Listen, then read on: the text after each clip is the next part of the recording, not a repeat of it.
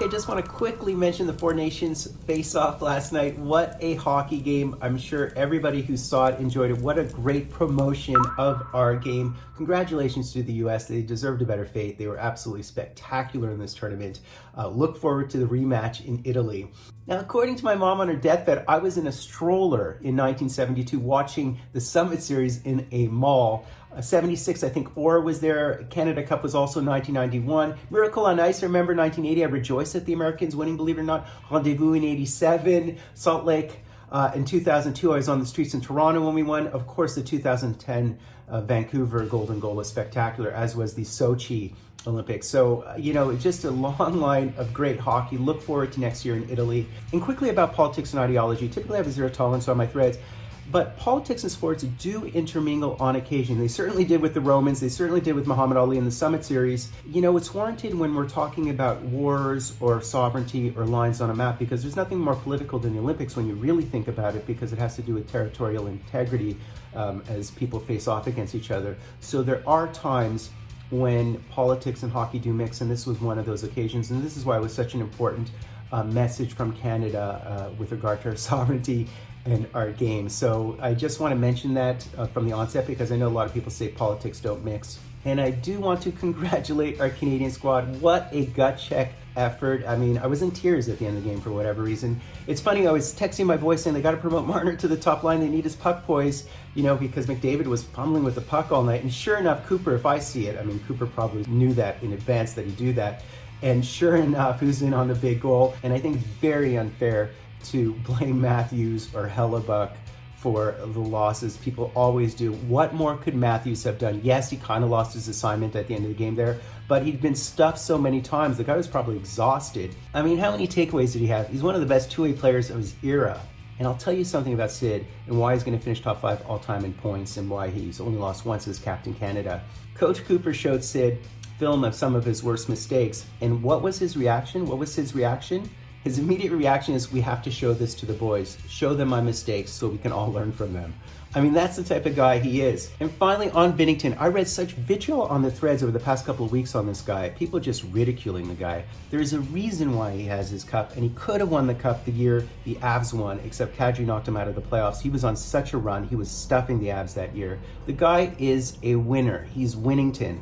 Those saves in OT were spectacular. Matthews should have ended that game multiple times over, so give the guy his ups, That's the thing. Big game players play big in big games, so big ups to Binnington. I don't doubt you. You are who we thought you are. Put it that way. You are who we thought you are. You are a cup winner, and no one can unhoist your cup, so bravo, bravo. On to the break before I break down in tears over here.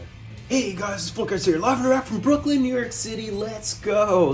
So from me to the 2023-24 Upper Deck Clear Cut box number 4. Hopefully we score such a binary product. Configuration 1 card per pack, 1 pack per box, 30 boxes per case, 2 winners of 15. Within a box break, expect your 1 auto. So about 45% of the time, it is a current base card, including the vets, the rookies, and the legends. And about 55% of the time, it's an insert or a prior year base card. So the base set includes 127 cards, including the vets, the legends, only 16 legends on the checklist, and the rookies, which are 1 and 4, so very, very common. And your parallels include your Outburst to 25, your High Gloss to 10, and your Outburst Gold 1 of 1, a very, very tough product. Much better to do hit selects once you know these odds. So I can once again splash up the rough insert odds. Note that the Champs and the Black Diamond Myriads, as well as the Supreme Skills, tend to be the most common.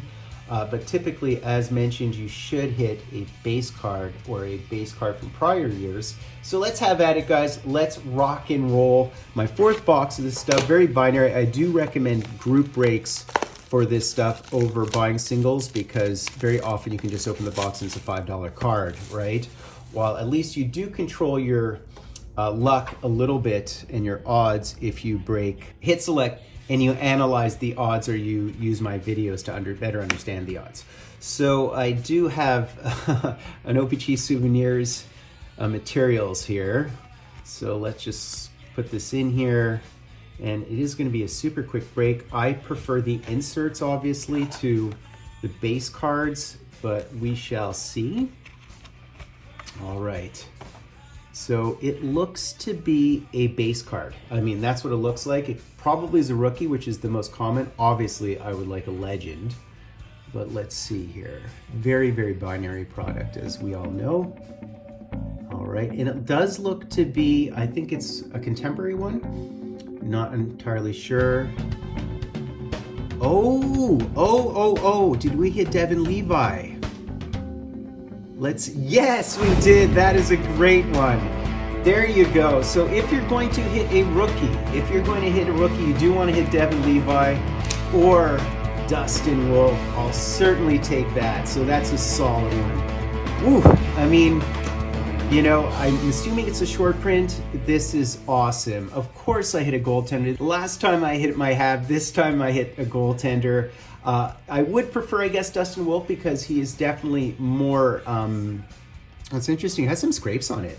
But Dustin Wolf is definitely more established at this point, but he probably will get a look, and UBL could even be traded, who knows. But I love it. I love it. So very lucky. Rookie cards from this year, very common, the most common ones to hit. I said they're 1 in 4, I believe, but to hit the Devin Levi is fantastic. It's a true base card of his. Very nice.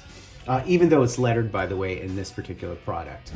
So that's basically it, guys. Of course, Goalie Mojo for your humble narrator. I do believe in him. I think he's a great goaltender. I think he will get his chances, just like Spencer Knight will get his chances at some point. Really, really happy with this. He isn't listed as a short print per se on the checklist, the base checklist, I don't think, but I think he's printed less than some of the other cards just because I haven't seen too many of his base rookie cards on eBay. I've seen some, but not too many.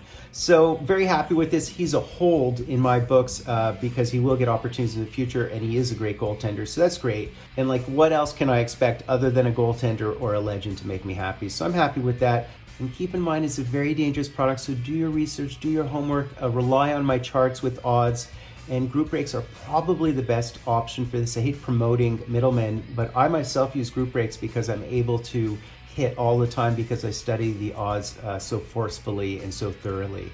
I hope you enjoyed that, guys. I mean, full cards. I mean, it's fun for me to goaltenders, as you guys know. I would full cards. Do me the honor of sub-liking, hashtag, and drive. Full cards live and direct from a place called Brooklyn, New York City. Let's go. Let's go.